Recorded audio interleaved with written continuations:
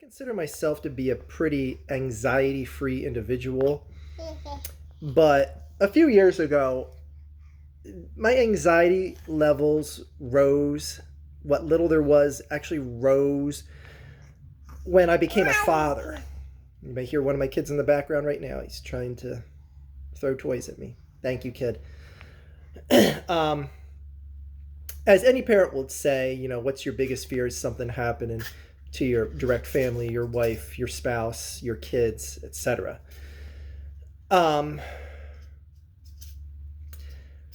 There's not much that keeps me from sleeping at night, but last night, seeing the news and, of course, stupidly watching the news right before bed, seeing what happened in Texas yesterday, I was laying in bed and I usually fall asleep like a rock right away, and I'm sitting there going, do I really want to send my kids to school? It's something I never really pondered before or pondered seriously.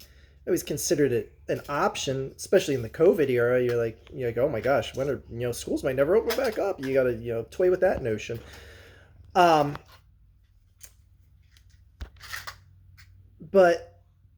I'm thinking this and I'm like, trying to pro and con it in my head and say, it's not real. How often does something like this, like a massacre like this, happens once every 10 years in America right now? This is the second major one like this.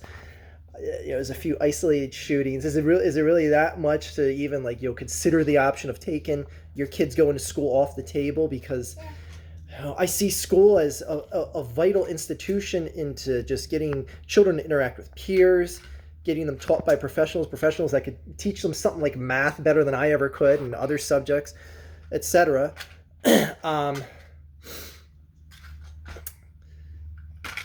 And it's so weird because, like I said, I always considered myself to be an anxiety-free individual for the most part. And ever since I become a father, I'm more cautious of something. What's that loud noise about? If I'm with my kids in public, what is this guy doing? Why is he wearing a coat? Just things that you never noticed before, that all of a sudden you seem to have a cautious eye pointed towards all of a sudden now that you didn't before you became a parent. This neighbor looks kind of creepy. Let's keep an eye on him and make sure the kid doesn't go over there alone. Stuff like that. So yeah, and making a video like this and talking to you guys isn't so much that I want to debate. It's more of just air your thoughts. I'm not here to tell you what should be done from this, what can be done from this. I can tell you probably what won't be done from this is change. Anyway, if I could just make one small political note, I just find it so hypocritically ironic that the party that is so against abortion is the one that goes, gun control. Whoa, whoa, whoa, whoa, whoa, whoa, whoa, whoa, whoa. What's this gun control stuff? No. Anyways. So I don't know what the answer is, people. And again, I'm not here to profess to you to say well, every teacher should be armed. This wouldn't be a problem if teachers were armed. If we had armed guards at every school and made them look like jails with armed guards surrounding them. I can't tell you, that is, going to breed a very special-minded individual in our young peers. And again, I'm not here to tell you what sort of anything is going to make things better ultimately. But I just know the system is corrupt. The system is bought. Watch what Steve Kerr said last night before the game, and he's out there, coaching the Warriors in a game and just talking how frivolous something like that is, and how we have senators that are basically just doing what they're paid to do, and they want to keep that power. And he's right. He's absolutely right. And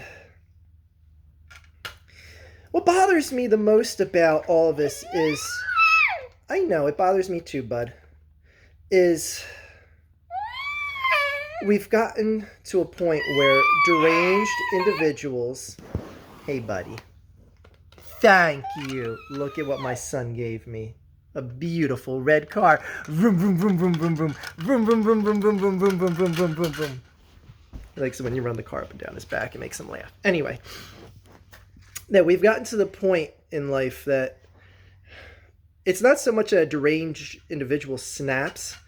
It's just that the deranged individual snaps and just says, I'm just going to kill the harmless of society. I'm going to kill the adolescents of society. And those two things are what you saw in Buffalo and in Texas. Because that shooter in Buffalo, and again, I'm not going to say names of people because they, the names of the shooters, because they don't deserve to have their names said, and I'll give a little preamble on that in a second here. What you saw in the Buffalo case was just like, hey, I don't like this individual group of people, so I'm going to kill individuals in that group of people that are doing no harm other than living life. It's like, if someone went on a mission to go like to street corners and smoke drug dealers, you could say like, oh, I can at least understand that. Doesn't excuse his actions, but I can at least understand that he's fed up with how, people are just being corrupted and killed and whatever by drugs. Okay. I can at least see how that's a rational-minded, again, not that it's excusing them, and maybe rational-minded is far of a stretch. In fact, I detract what I said there. But I can at least see how a mind comes to that conclusion. Okay? Vigilante justice, I can understand. Taking the lives of innocents, I can never understand. You're that upset in society, and you're 18 years old, which both of these shooters were, you're willing to give up the rest of your life to kill a bunch of people that were doing nothing other than living life. They weren't hurting anyone by shopping at a grocery store. Those kids weren't hurting anyone by just sitting in a classroom, starting to learn their multiplication table.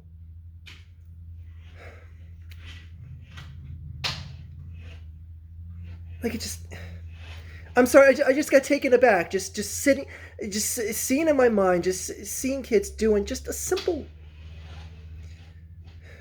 doing something as simple as learning math. And they're dead because someone said, I have nothing that is going to stop me from doing this because I'm just going to. Like, what were all those first graders bullying this 18-year-old? Like, what could possibly be the rationale that pushed him over the edge other than he has no limits and he just proved it?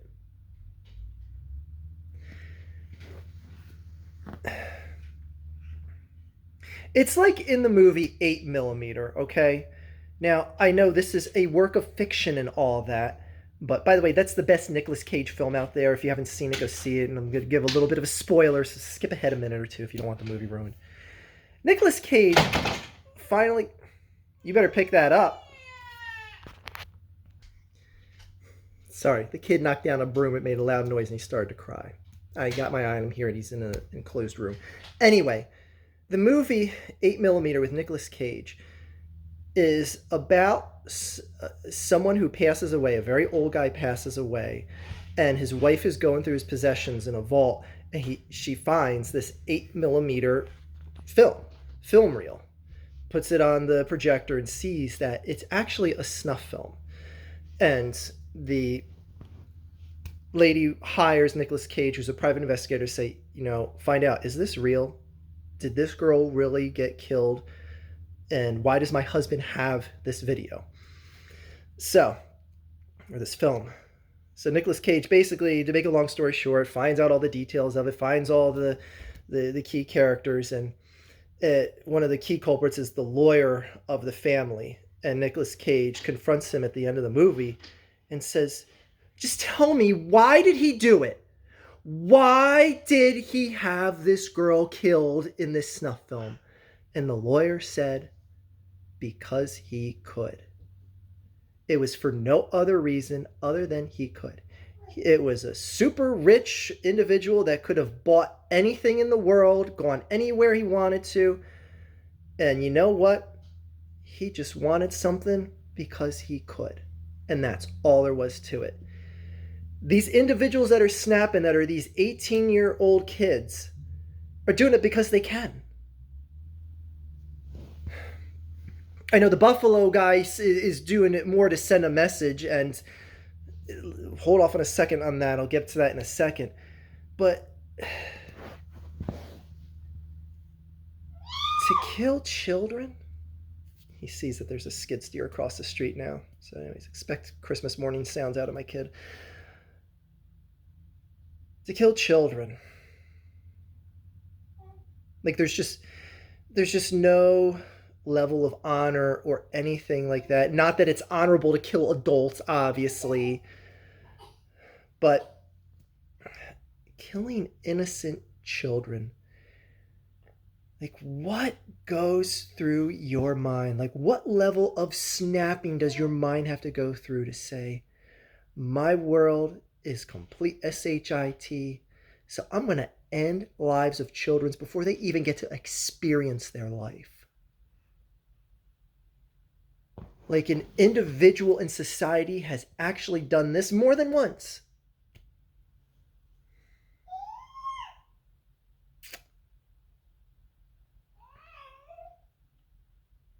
Like, my brain breaks just trying to fathom this. And all I can say is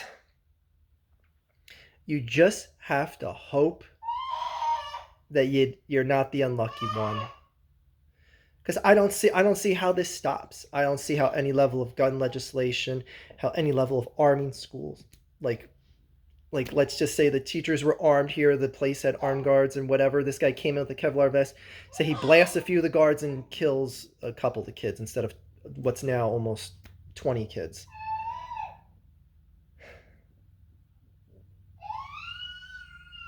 Like, yes, it's better that it got done to a less of a degree, but it will still be done if someone wants to do it.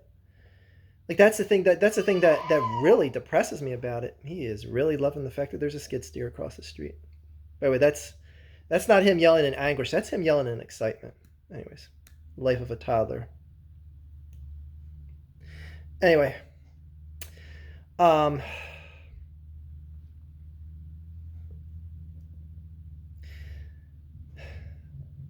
you just have to hope you're not one of the unlucky ones.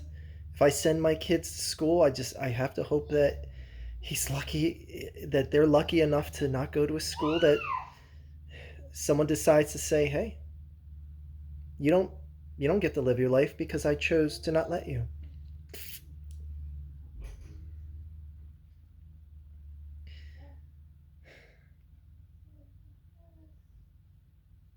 You got to hope that when you go out shopping, someone doesn't take vengeance on you for just being there.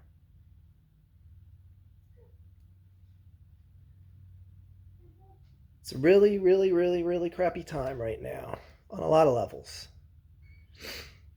I don't know. I just kind of wanted to talk about this. And again, I'm not here to tell you what has to be done, what should be done.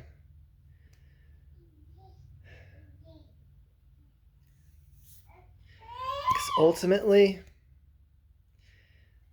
if you have no moral fiber and you're willing to just say any life is extinguishable from existence,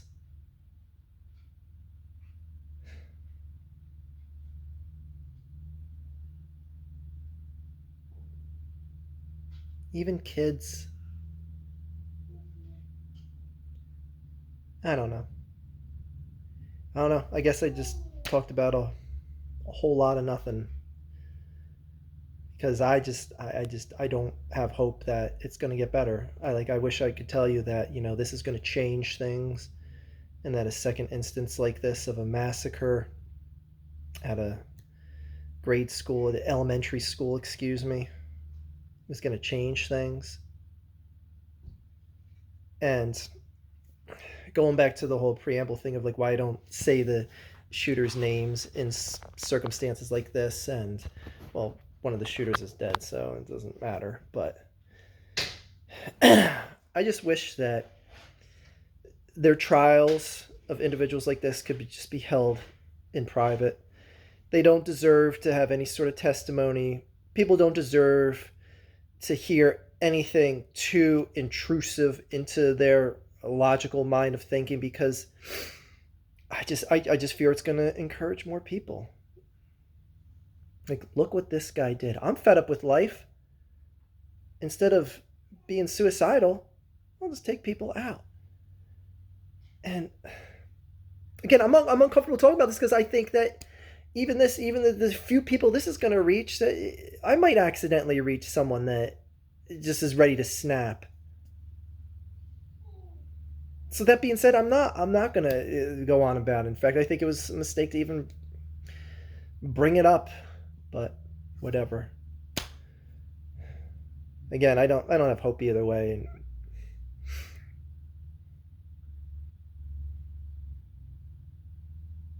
I mean, I still love being a parent. I love having children here, and I love the anxiety that comes with it. But it's there.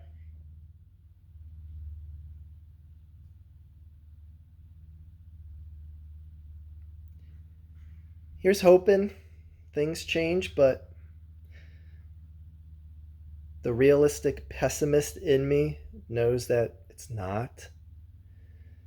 The system is just a well oiled machine that the gears spin in one direction. And I mean, that guy could have went into, I don't know, there could have been like a daycare at Congress that has all the senators and congressmen's kids there, and smoke them, and I still don't think much would change.